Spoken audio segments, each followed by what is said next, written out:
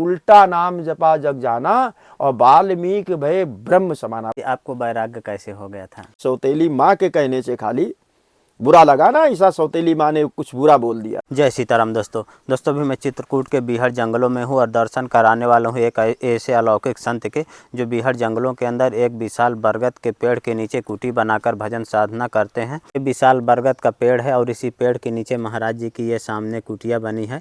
कुटिया के चारों तरफ से आप बीहड़ घनघोर और हरे भरे जंगलों के दृश्य देखेंगे और ये रास्ता भी दूसरे संतों की कुटिया की ओर गया है और इधर मंदाकिनी गंगा जी हैं।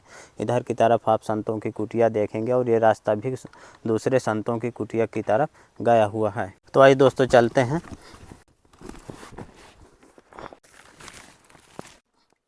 बहुत ही विशाल बरगद का पेड़ है और इस पेड़ के नीचे महाराज जी भजन साधना करते हैं, बिल्कुल साधारण सी कुटिया बनाकर। आप जिधर भी दृष्टि घुमाएंगे आपको जंगलों के दृश्य ही देखने को मिलेंगे। और देखिए बरगद की जटाएं भी नीचे ज़मीन में गड़ गई हैं। महाराज जी की ये कुटिया है। कुटिया के चारों तरफ से महाराज जी कांटे लगाए हैं, ऊपर से तिरपाल डाले हैं, इधर से जाली लगाए हैं। और ये महाराज जी का देखिए कुटिया का प्रवेश द्वार है, बिल्कुल छोटा सा। इधर महाराज जी का बैठका है, इधर महाराज जी का बिस्तर है। देखिए दिखाता हूँ आपको किस चीज़ का बनाए हैं। ये देखें लकड़ियों का महाराज जी का ये बैठका है। बंदरों से बचाने के लिए कुटिया के चारों तरफ से कांटे लगे हैं और यहाँ पर महाराज जी की देखिए टंकी है जल भरने के लिए। और इसमें अभी जल तो नहीं दिख रहा, खाली दिख रही है। महाराज जी कुटिया के अंदर ही भजन साधना कर रहे हैं। ये महाराज जी की कुटिया का प्रवेश द्वार है। आइए अंदर चलकर देखते हैं महाराज जी क्या कर रहे हैं। जय जय सीताराम महाराज जी। दोस्तों यहाँ पर महाराज जी का देखिए बैठका है और ये महाराज जी का इधर बिस्तर है। बगल में आप देखेंगे तो महाराज जी का धूना है। महाराज जी धूना 24 घंटे जलता रहता है। हाँ, धूना ठंडी वो है ना, वातावरण ठंडा तो अपना प्रसाद भी बन जाता है, हवन पूजन भी होता रहता है। आटा है महाराज जी आपकी सेवा में और इसमें भी महाराज जी आपके लिए आटा है और महाराज जी इसमें भी आपके लिए आटा है।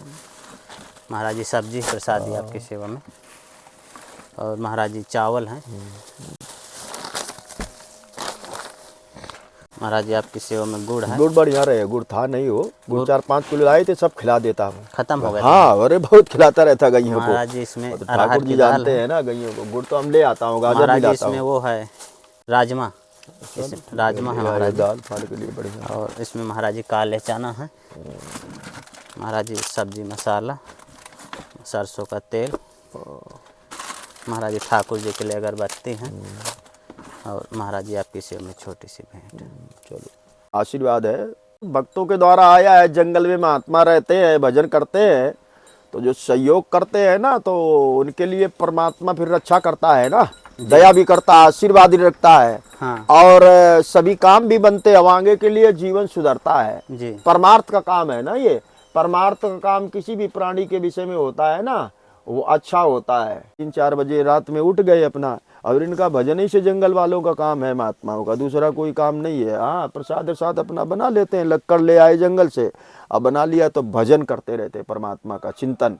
अकाल मृत्यु को, अकाल घटना को टालने वाला परमात्मा का नाम चिंतन। चिंतन से ज़्यादा नाम में ज़्यादा प्रभाव है, और नाम में कोई कठिनता नहीं है।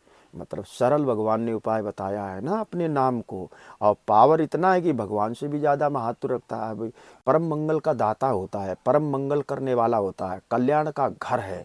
परमात्मा को प्रसन्न करने का मतलब सत्संग की महिमा बहुत है वेदों पुराणों में।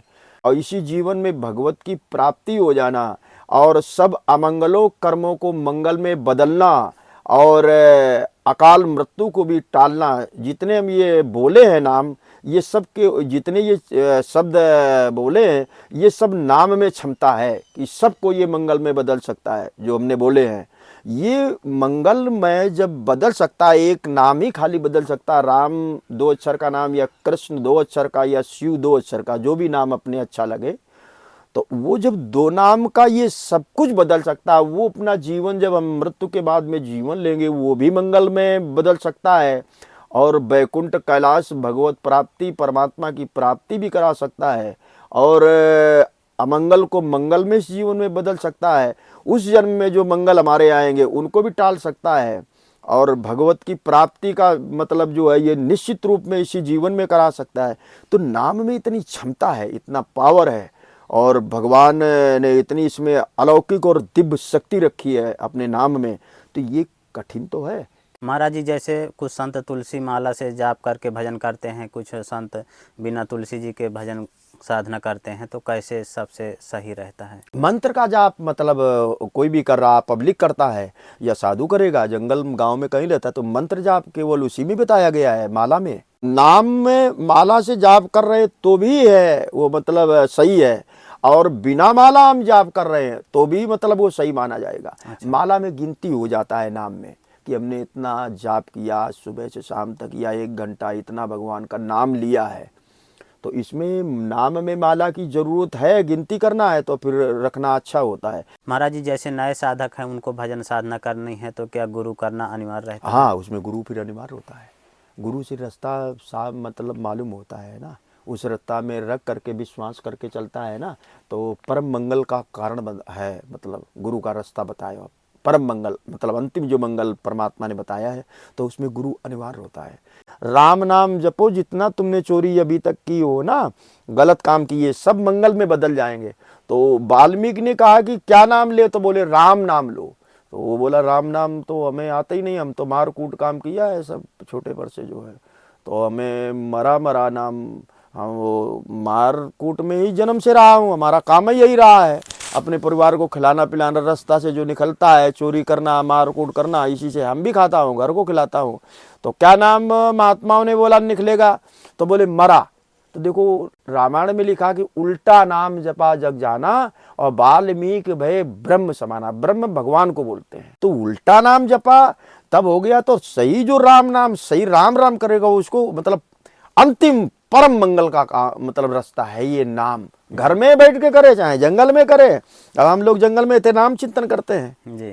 नाम, जंगल में रहते तो नाम तो खाई का जंगल में थोड़ा ऐसा ले सकता है, घर में भी ले सकता है, चलते फिरते भी ले सकता है, अपने परिवार बच्चों के साथ में भी ले सकता है, और अकेले भी ले सकता है, खाते पीते भी ले सकता है, लेगा तब मतलब परम मंगल का वो कारण बनेगा। महाराज जी, जब आप यहाँ आए रहे होंगे तो बीहड़ जंगल रहा होगा? हाँ, इससे ज़्यादा जंगल था पहले जंगल। अभी जंगल में क्या है कि आदिवासी लोग हैं ना, ये सब लकड़ी काट के ले जाते हैं, और इसी से इनका रोटी अपना आटा चावल आते हैं पाते हैं, इनका रोज है कम से कम 150 आते हैं, आदिवासी लोग की ज़्यादा संख्या है ना चित्रकूट में। जी। तो ये इनका काम ही यही है, यही इनका खेती है, यही इनकी नौकरी धंधा है। ये लकड़ी अपना जंगल से काट के ले जाते हैं, अब बड़े छोटे औरतें लड़कियां बच्चा छोटे ये सब आते हैं, आदिवासी कुल मिल का यही काम है, ये लकड़ी जंगल से ले जाना, भगवान ने यही इनका काम बनाया है, और उसको बेचना, तो ये फिर जंगल कम होता रहे ना।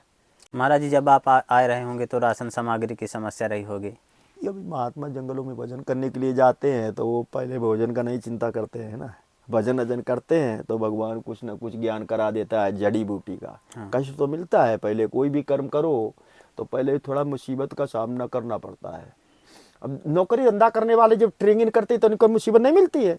ट्रेनिंग के समय में कोई भी नौकरी सरकार की हो जितनी धरती पर, तो पहले ट्रेनिंग जब दी जाती है उसको तो दिक्कत मिलती है ना, फिर वो सब अच्छा हो जाता है।